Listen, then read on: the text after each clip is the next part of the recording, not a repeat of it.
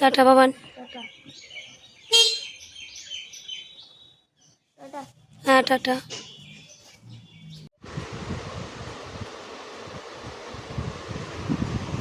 Good morning everyone, Bengali গৃহিণী ব্লগে আপনাদের সবাইকে স্বাগত। আশা করি সবাই খুব ভালো আছেন আর আমরা ভালো আছি। আজকে হলো বুধবার আর ঘড়িতে বাজে এখন সকাল 8টা। এখন থেকে আমি আমার ব্লগটাকে কন্টিনিউ করছি।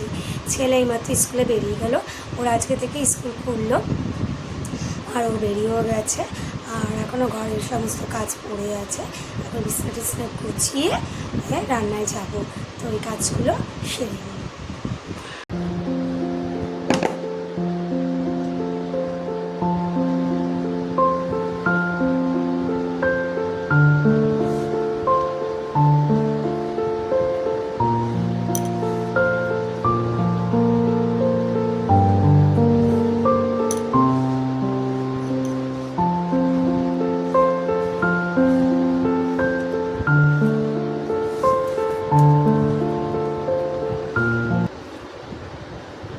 দাঁড়াও দাঁড়াও,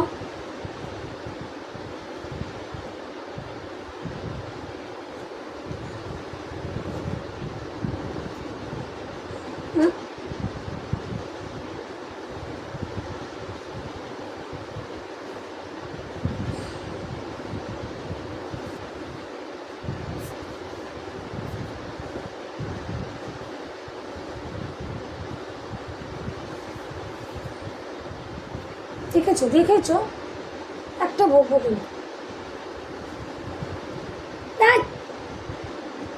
একটু কাজ আছে, কিন্তু কাজ করতে দে, বলে দিলাম। খুব বকবো।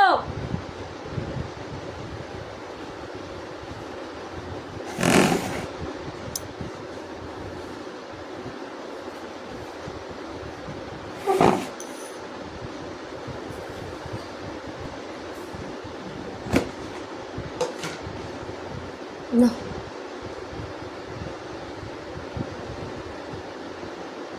না, কাটবি না, কাটবি না, কাটবি না, কাটে না, কাটে না।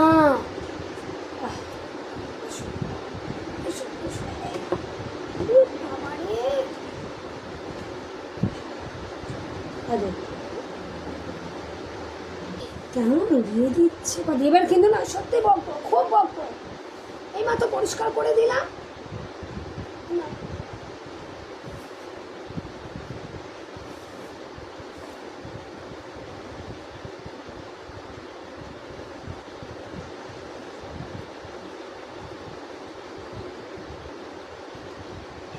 এই তো রাগ হয় কেন রে, সকালবেলা উঠে আদর করে দিই, করে দিই।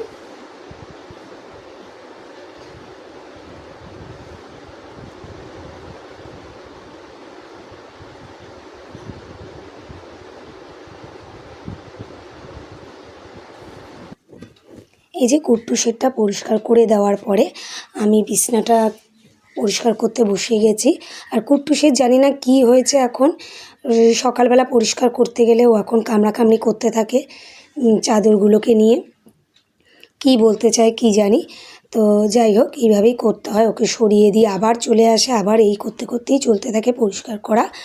আর এই যে আমার বিছনা পরিষ্কার করা হয়ে গেছে, রান্না বসে গেছে। এই যে ডিম সিদ্ধ হয়ে গেছে, একেবারে ডিম আর চিকেন দিয়ে একসঙ্গে আর কি ঝোলটা করব। আলু ভাজা বসিয়ে দিয়েছি, আর এই যে একেবারে ডিম কষা, মানে চিকেন কষা হয়ে গেছে। চিকেন কষাও বলা যায়, ডিম কষাও বলা যায়, যাই হোক, যদিও কষা করিনি, একটু ঝোলঝোলই করেছি। এই যে পুঁই শাক আর ছেঁচি শাক এটা নিচে রেখেছি, প্রচণ্ড জল ছিল ছেঁচি শাকের মধ্যে। ছেঁচি শাকের মধ্যে প্রচণ্ড জল ছিল, তাই এগুলো একটুখানি ফ্লোরে রেখে দিয়েছি যাতে হাওয়ায় শুকিয়ে যাবে।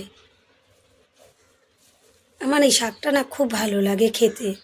ছেঁচি শাক সেরকমভাবে পাওয়াও যায় না, আজকে দেখেছে আসবেন তাই নিয়ে এসছে।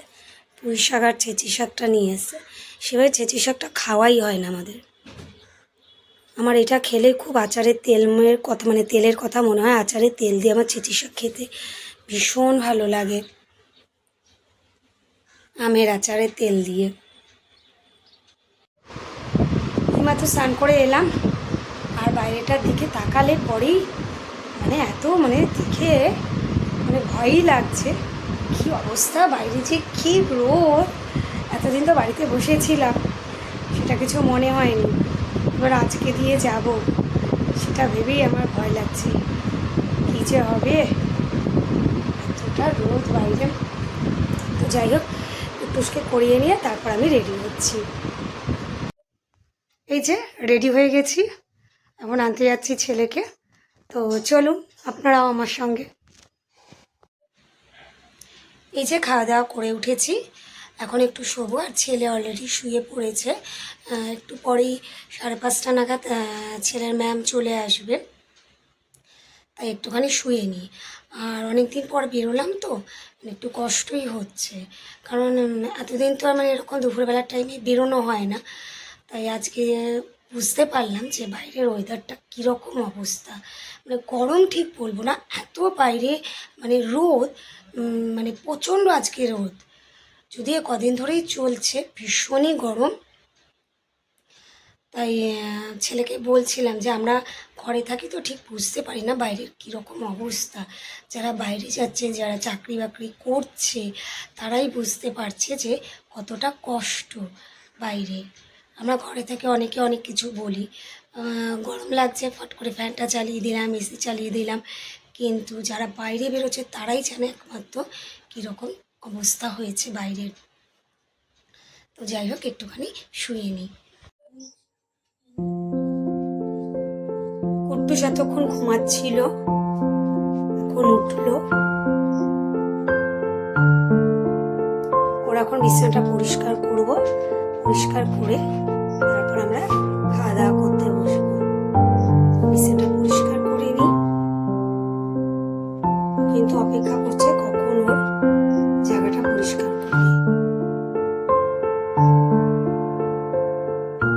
তো ভিডিওটা আজকে এখানেই শেষ করে দিচ্ছি। যদি আজকে ভিডিওটা আপনাদের ভালো লেগে থাকে তাহলে একটা লাইক করে দিয়ে কমেন্টসে জানাবেন। সবাই সুস্থ থাকবেন, ভালো থাকবেন, দেখা হচ্ছে নেক্সট ব্লগে। তো আজকের মতো গুড নাইট, টাটা।